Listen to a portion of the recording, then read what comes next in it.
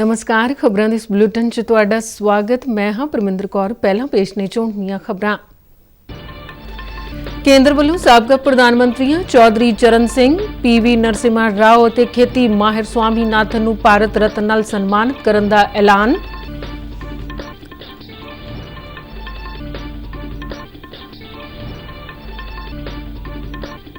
सरकार वालों लोक सभा च पेश किए गए वाइट पेपर ते चर्चा शुरू। वित्त मंत्री सीतारमन ने कहा कि साल 2014 तो पहला देश की आर्थिक स्थिति बहुत माड़ी सी। केंद्रीय कानून मंत्री अनुसार फास्ट ट्रैक अदालतां नूं लैके लोकां विच जागरूकता वधी। सेहत ते परिवार भलाई मंत्री डॉक्टर मनसुख मांडविया ने कहा कि भारत विच बणीआं सस्तियां दवाइयां दा समुचे विश्व नूं हुंदा है फायदा। पंजाब सरकार वालों खेतां दी रहंद खूंद दे प्रबंधन लई 7 कंप्रैक्स्ड बायोगैस प्रोजेक्ट शुरू करन दी तजवीज़। अंडर 19 विश्व क्रिकेट कप दे फाइनल च भारत दा मुकाबला आस्ट्रेलिया नाल ऐतवार नूं। हुण खबरां विस्तार नाल। केंद्र सरकार ने साबका प्रधानमंत्री चौधरी चरण सिंह, साबका प्रधानमंत्री पीवी नरसिम्हा राव और खेती माहिर डॉक्टर MS स्वामीनाथन नूं भारत रत्न नाल सन्मानित करने का ऐलान किया है। प्रधानमंत्री नरेंद्र मोदी ने ट्वीट करके यह जानकारी दी।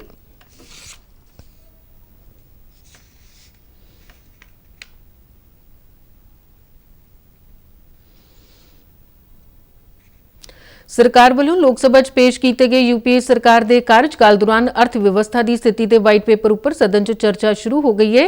वित्त मंत्री निर्मला सीतारमन ने कहा कि सरकार देश की अर्थव्यवस्था नूं 5 फ्रेजाइल इकॉनमी तो बाहर कढ़ के देश नूं विश्व के 3 सब तो वड्डे अर्थचारियां विच लिजा रही है। वाइट पेपर च पिछले 2 दहाकिਆਂ ਦੇ अर्थचारियां च वड्डा अंतर दस्सिया गया। वित्त मंत्री ने आखिया कि सरकार ने देश की प्रणाली च पारदर्शिता नूं हुलारा दिता है। उन्होंने कहा कि प्रधानमंत्री नरेंद्र मोदी की अगवाई च भारत की अर्थव्यवस्था अगे बढ़ रही है तो देश में इसका सम्मान हो रहा है। उन्होंने कहा कि देश की अर्थव्यवस्था विश्व च 5वीं थां ते पहुंच गई है तो सरकार ने हमेशा ही देश पहला की भावना नाल काम किया है।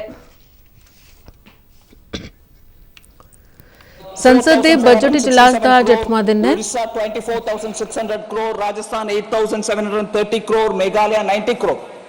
ये सब से क्या फायदा हो रही है ग्राउंड में, ये भी हम समझना चाहिए। डिस्ट्रिक्ट मिनरल फंड से क्योंझार उड़ीसा में डिजिटल डिस्पेंसरी उड़ीसा में बनाया गया।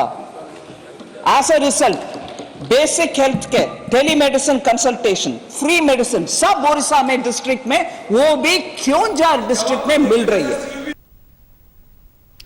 संसद के बजट इजलास का आज 8वां दिन है। संसद के दोहां सदनां च कई महत्वपूर्ण बिलों पर चर्चा चल रही है तो इस तो बाद इन्हों पास किया जाएगा। लोक सभा च प्रश्नकाल दौरान मैंबरों वालों पूछे गए सवालों के जवाब संबंधित विभागों के मंत्रियों ने दिते। केंद्रीय कानून राज मंत्री अर्जुन राम मेघवाल ने कहा कि फास्ट ट्रैक अदालतां नाल लोकां च जागरूकता आई है तो 2,14,000 तो वध मुकदमियां का फैसला फास्ट ट्रैक अदालतां ते 500 अदालतां विच होया। लोक सभा च पूछे गए एक सवाल के जवाब च उन्होंने कहा कि मोदी सरकार न्याय ते कानून नाल संबंधित मुद्दों ਨੂੰ ਲੈ ਕੇ ਸੰਵੇਦਨਸ਼ੀਲ ਹੈ। ਇੱਕ ਹੋਰ ਸਵਾਲ ਦੇ ਜਵਾਬ ਚ ਉਹਨਾਂ ਦੱਸਿਆ ਕਿ ਸੁਪਰੀਮ कोर्ट ने कहा कि अजय सर्वोच्च अदालत की रीजनल बेंच स्थापित करनी जरूरी नहीं है। समय अवधि आप ठीक कह रहे हैं, हमने रखी है। कई बार 2 साल का विषय रहता है, लेकिन कुछ ऐसे केस है, जैसे मथुरा का मैं केस का जिक्र करूं, 15 दिन में केस का डिस्पोजल हुआ है। एक केरला का एक केस है जिसमें भी लेस देन 100 डेज में डिस्पोजल हुआ है। तो ये जो फास्ट ट्रैक कोर्ट है, स्पेशल कोर्ट है, इसमें डिस्पोजल और इंफ्रास्ट्रक्चर भी गवर्नमेंट ने अच्छा उपलब्ध कराया है। कोर्ट भी जो है इस दिशा में तेजी से काम कर रहे हैं और अवेयरनेस भी आई है। ये ठीक बात है।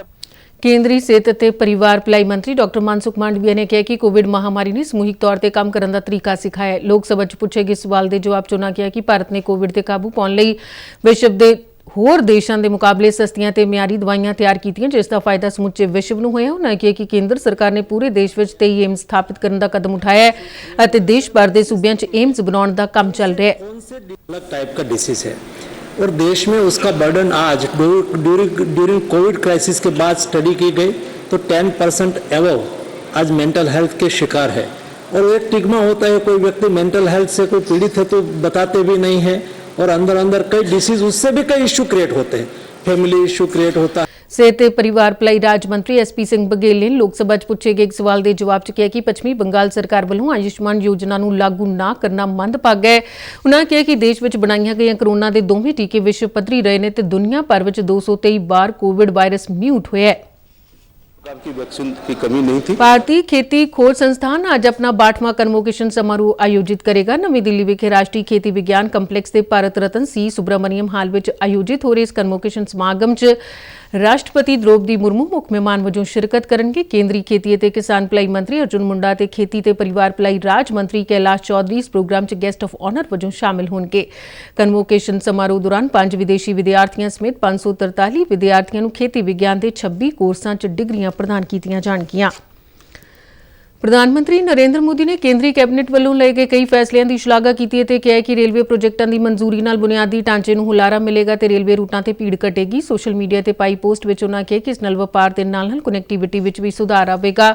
ਉਨ੍ਹਾਂ ਕਿਹਾ ਕਿ ਮੱਛੀ ਪਾਲਣ ਅਤੇ ਜਲ ਸੱਭਿਆਚਾਰ ਦੇ ਬੁਨਿਆਦੀ ਢਾਂਚਾ ਵਿਕਾਸ ਫੰਡ ਨਾਲ ਮੱਛੀ ਪਾਲਣ ਅਤੇ ਐਕੁਆਕਲਚਰ ਬੁਨਿਆਦੀ ਢਾਂਚਾ ਵਿਕਾਸ ਫੰਡ ਦਾ ਵਿਸਥਾਰ ਮੱਛੀ ਪਾਲਣ ਖੇਤਰ 'ਚ ਲੋਕਾਂ ਲਈ ਕਰਜ਼ੇ ਦੀ ਪਹੁੰਚ ਨੂੰ ਯਕੀਨੀ ਬਣਾਏਗਾ ਅਤੇ ਸੰਬੰਧਿਤ ਬੁਨਿਆਦੀ ਢਾਂਚੇ ਦੇ ਨਿਰਮਾਣ ਨੂੰ ਹੁਲਾਰਾ ਦੇਵੇਗਾ। ਪ੍ਰਧਾਨ ਮੰਤਰੀ ਨੇ ਕਿਹਾ ਕਿ ਪੀਐਮ ਮਤਸਯ ਕਿਸਾਨ ਸਮਰਿੱਧੀ ਸਹਾਇਤਾ ਯੋਜਨਾ ਜਿਸ ਨੂੰ ਕੈਬਨਿਟ ਵੱਲੋਂ ਮਨਜ਼ੂਰੀ ਦਿੱਤੀ ਗਈ ਹੈ ਮੱਛੀ ਪਾਲਣ ਖੇਤਰ ਨੂੰ ਵਿਸ਼ੇਸ਼ ਤੌਰ ਤੇ ਲਘੂ ਸੂਖਮ ਅਤੇ ਦਰਮਿਆਨੇ ਉਦਮਾਂ ਨਾਲ ਜੁੜੇ ਖੇਤਰਾਂ ਨੂੰ ਉਤਸ਼ਾਹਿਤ ਕਰੇਗਾ। ਪੰਜਾਬ ਦੇ ਨਵੀਂ ਅਤੇ ਨਵਿਆਉਣਯੋਗ ਊਰਜਾ ਮੰਤਰੀ ਅਮਨ ਅਰੋੜਾ ਨੇ ਕਿਹਾ ਕਿ ਸੂਬੇ 'ਚ ਗ੍ਰੀਨ ਊਰਜਾ ਦੇ ਉਤਪਾਦਨ ਨੂੰ ਹੋਰ ਵਧਾਉਣ ਲਈ ਇਸ ਸਾਲ ਦੇ ਅੰਤ ਤੱਕ 79 ਟਨ ਪ੍ਰਤੀ ਦਿਨ ਦੀ ਸਮਰੱਥਾ ਵਾਲੇ 7 ਕੰਪਰੈਸਡ ਬਾਇਓਗੈਸ ਪ੍ਰੋਜੈਕਟ ਸੀਬੀਜੀ ਸ਼ੁਰੂ ਕਰ ਦਿੱਤੇ ਜਾਣਗੇ।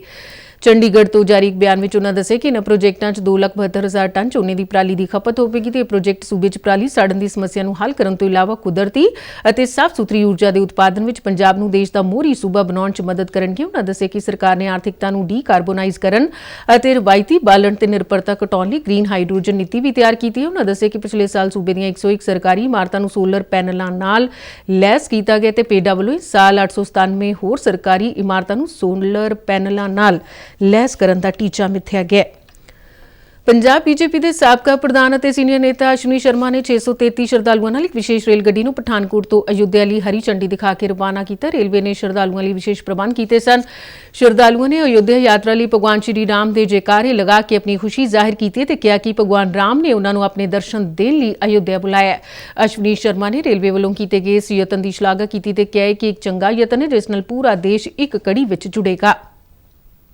भगवान राम सब ते कृपा करन, भगवान राम पंजाब ते कृपा करन, पंजाब समृद्ध होए, सुदृढ़ होए, पंजाब दा भाईचारा मजबूत होए और भगवान राम जी दी कृपा मेरे पंजाब ते मेरे देश ते और विशेष करके नरेंद्र भाई मोदी ते भगवान राम दी कृपा है। और अज जेड़ा सरकार ने उपराला किया है राम जन्मभूमि दर्शन दे बहुत ही अच्छा है। ਅੱਜ ਸਾਨੂੰ ਬੜਾ ਹੀ ਵਧੀਆ ਦਿਨ ਲੱਗਿਆ ਹੈ, ਮਿਲਿਆ ਹੈ, ਠੀਕ ਹੈ ਜੀ, ਸ਼੍ਰੀ ਰਾਮ ਜਨਮ ਭੂਮੀ ਦੇਖਣ ਵਾਸਤੇ। ਸ਼੍ਰੀ ਨਰਿੰਦਰ ਮੋਦੀ ਜੀ ਨੇ ਜਿਹੜੀ ਇਹ ਮੁਹਿੰਮ ਚਲਾਈ ਹੈ ਬਹੁਤ ਵਧੀਆ ਹੈ। ਇਹਦੇ ਵਿੱਚ ਗਰੀਬ ਆਦਮੀ ਵੀ ਸ਼੍ਰੀ ਰਾਮ ਮੰਦਿਰ ਜੀ ਦੇ ਦਰਸ਼ਨ ਕਰ ਸਕਦਾ ਹੈ। ਭਾਰਤ ਨੇ ਢਾਕਾ 'ਚ ਖੇਡੇ ਗਏ 4 ਦੇਸ਼ਾਂ ਦੀ ਸੈਫ ਅੰਡਰ 19 ਮਹਿਲਾ ਫੁੱਟਬਾਲ ਚੈਂਪੀਅਨਸ਼ਿਪ ਦਾ ਖਿਤਾਬ ਜਿੱਤ ਲਿਆ। ਨਿਰਧਾਰਿਤ ਸਮੇਂ ਤੱਕ ਦੋਹਾਂ ਟੀਮਾਂ ਵਿਚਾਲੇ ਮੁਕਾਬਲਾ 1-1 ਨਾਲ ਬਰਾਬਰੀ ਤੇ ਰਿਹਾ। ਇਸ ਤੋਂ ਬਾਅਦ ਪੈਨਲਟੀ ਸ਼ੂਟਆਊਟ 'ਚ ਦੋਹਾਂ ਟੀਮਾਂ ਦੇ ਸਾਰੇ ਹੀ 11 ਖਿਡਾਰੀਆਂ ਨੇ ਆਪਣੇ ਪੈਨਲਟੀ ਸ਼ੂਟਆਊਟ ਨੂੰ ਗੋਲ ਵਿੱਚ ਬਦਲੇ। ਇਸ ਤੋਂ ਪਹਿਲਾਂ ਸਿਵਾਨੀ ਦੇਵੀ ਨੇ 8ਵੇਂ ਮਿੰਟ 'ਚ ਭਾਰਤ ਨੂੰ बढ़त ਦਿਵਾ ਦਿੱਤੀ ਅਤੇ ਭਾਰਤ ਨੇ ਪੂਰੇ ਪੈਨਲਟੀ ਸ਼ੂਟਆਊਟ ਦੇ ਮੁਕਾਬਲੇ ਤੱਕ ਆਪਣੀ बढ़त ਬਣਾਈ ਰੱਖੀ। ਬੰਗਲਾਦੇਸ਼ ਦੀ ਸਗੋਰਿਕਾ ਨੇ ਵਾਧੂ ਸਮੇਂ 'ਚ ਗੋਲ ਕਰਕੇ ਮੈਚ ਨੂੰ 1-1 ਦੀ ਬਰਾਬਰੀ ਤੇ ਲਿਆ ਦਿੱਤਾ ਜਿਸ ਤੋਂ ਬਾਅਦ ਸਿੱਕਾ ਉਛਾਲ ਕੇ ਫਾਈਨਲ ਮੈਚ ਦਾ ਫੈਸਲਾ ਕੀਤਾ ਗਿਆ। ਅੰਡਰ 19 ਵਿਸ਼ਵ ਕੱਪ ਦਾ ਖਿਤਾਬੀ ਮੁਕਾਬਲਾ ਭਾਰਤ ਅਤੇ ਆਸਟ੍ਰੇਲੀਆ ਵਿਚਾਲੇ ਹੋਵੇਗਾ। ਬੀਤੇ ਦਿਨ ਖੇਡੇ ਗਏ ਆਸਟ੍ਰੇਲੀਆ ਤੇ ਪਾਕਿਸਤਾਨ ਵਿਚਾਲੇ ਦੂਜੇ ਸੈਮੀਫਾਈਨਲ 'ਚ ਆਸਟ੍ਰੇਲੀਆ ਨੇ ਪਾਕਿਸਤਾਨ ਨੂੰ ਹਰਾ ਕੇ ਫਾਈਨਲ 'ਚ ਪ੍ਰਵੇਸ਼ ਕੀਤਾ। ਇਸ ਤੋਂ ਪਹਿਲਾਂ ਭਾਰਤ ਨੇ ਪਹਿਲਾਂ ਖੇਡੇ ਗਏ ਸੈਮੀਫਾਈਨਲ 'ਚ ਦੱਖਣੀ ਅਫਰੀਕਾ ਨੂੰ 2 ਵਿਕਟਾਂ ਨਾਲ ਹਰਾ ਕੇ ਫਾਈਨਲ 'ਚ ਆਪਣੀ ਥਾਂ ਪੱਕੀ ਕਰ ਲਈ ਸੀ। ਭਾਰਤ ਅਤੇ ਆਸਟ੍ਰੇਲੀਆ ਵਿਚਾਲੇ ਫਾਈਨਲ ਮੁਕਾਬਲਾ ਐਤਵਾਰ ਨੂੰ ਬੈਨੋਨੀ ਦੇ ਵਿਲਮੂਰ ਪਾਰਕ ਵਿੱਚ ਖੇਡਿਆ ਜਾਵੇਗਾ। ਖਬਰਾਂ ਦੇ ਬੁਲੇਟਿਨ ਸਾਡੇ ਦਰਸ਼ਕ RNUTDK ਜਲੰਧਰ ਤੇ YouTube ਚੈਨਲ, Facebook ਪੇਜ ਤੇ ਸੋਸ਼ਲ ਮੀਡੀਆ ਪਲੇਟਫਾਰਮ X ਤੇ ਵੀ ਦੇਖ ਸਕਦੇ ਨੇ। ਤੇ ਬੁਲੇਟਿਨ ਦੇ ਅਖੀਰ ਵਿੱਚ ਚੋਣਵੀਆਂ ਖਬਰਾਂ ਇੱਕ ਵਾਰ ਫਿਰ ਤੋਂ। ਕੇਂਦਰ ਵੱਲੋਂ ਸਾਬਕਾ ਪ੍ਰਧਾਨ ਮੰਤਰੀਆਂ ਚੌਧਰੀ ਚਰਨ ਸਿੰਘ, PV ਨਰਸਿਮਹਾ ਰਾਓ ਤੇ ਖੇਤੀ ਮਾਹਿਰ ਸਵਾਮੀਨਾਥਨ ਨੂੰ ਭਾਰਤ ਰਤਨ ਨਾਲ ਸਨਮਾਨਿਤ ਕਰਨ ਦਾ ਐਲਾਨ।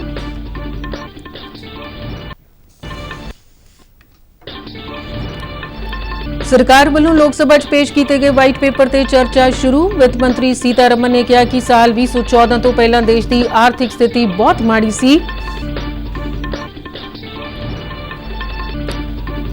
ਕੇਂਦਰੀ ਕਾਨੂੰਨ ਮੰਤਰੀ ਅਨੁਸਾਰ ਫਾਸਟ ਟਰੈਕ ਅਦਾਲਤਾਂ ਨੂੰ ਲੈ ਕੇ ਲੋਕਾਂ 'ਚ ਜਾਗਰੂਕਤਾ ਵਧੀ। ਸਿਹਤ ਤੇ ਪਰਿਵਾਰ ਭਲਾਈ ਮੰਤਰੀ ਡਾਕਟਰ ਮਨਸੁਖ ਮਾਂਡਵੀਆ ਨੇ ਕਿਹਾ ਕਿ ਭਾਰਤ ਵਿੱਚ ਬਣੀਆਂ ਸਸਤੀਆਂ ਦਵਾਈਆਂ ਦਾ ਸਮੁੱਚੇ ਵਿਸ਼ਵ ਨੂੰ ਹੁੰਦਾ ਹੈ ਫਾਇਦਾ। ਪੰਜਾਬ ਸਰਕਾਰ ਵੱਲੋਂ ਖੇਤਾਂ ਦੀ ਰਹਿੰਦ ਖੂੰਹਦ ਦੇ ਪ੍ਰਬੰਧਨ ਲਈ 7 ਕੰਪਰੈਸਡ ਬਾਇਓਗੈਸ ਪ੍ਰੋਜੈਕਟ ਸ਼ੁਰੂ ਕਰਨ ਦੀ ਤਜਵੀਜ਼। ਅੰਡਰ 19 ਵਿਸ਼ਵ ਕ੍ਰਿਕਟ ਕੱਪ ਦੇ ਫਾਈਨਲ 'ਚ ਭਾਰਤ ਦਾ ਮੁਕਾਬਲਾ ਆਸਟ੍ਰੇਲੀਆ ਨਾਲ ਐਤਵਾਰ ਨੂੰ। ਤੇ ਇਸ ਦੇ ਨਾਲ ਹੀ ਖਬਰਾਂ ਦਾ ਬੁਲੇਟਿਨ ਖਤਮ ਹੁੰਦਾ ਹੈ। ਇਜਾਜ਼ਤ ਦਿਓ, ਨਮਸਕਾਰ।